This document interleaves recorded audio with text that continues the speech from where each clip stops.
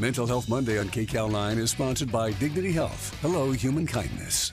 Teen girls are in a mental health crisis. That's the warning from an Inland Empire psychiatrist.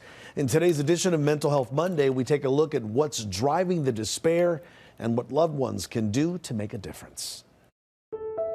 Our kids are struggling. At Kaiser San Bernardino, child and adolescent psychiatrist Ashley Zucker has been seeing an alarming trend in the emergency department. We've seen about a 50% increase in ED visits from our adolescent females. So a lot of that for suicidal thoughts. Driving a lot of the despair. Bullying has become a very major issue. Youth despair over bullying is tragically not new. Unrelenting teasing and mocking led 13-year-old Rosalie Avala of Yucaipa to take her own life in 2017.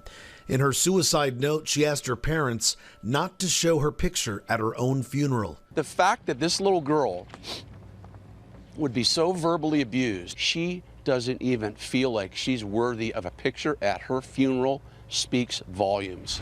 And just 3 weeks ago at Granada Hills Charter High School, an incident of bullying became physical and brutal. When she took off her mask, most of her teeth fell out. A student was brutally beaten during a Spanish class. This isn't a school that has these kinds of things happen.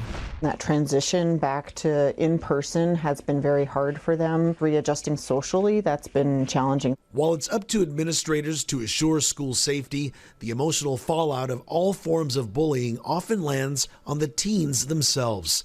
How can you help a teen in crisis? Well, if you notice a change, step in. And communicate, right? How are you feeling? What's going on? How can I help? It's okay to not have the answer, to not be able to fix it, but just letting them know, I'm here, I hear you, I care about you, and I want to help can actually be way more meaningful and way more powerful than I think we realize.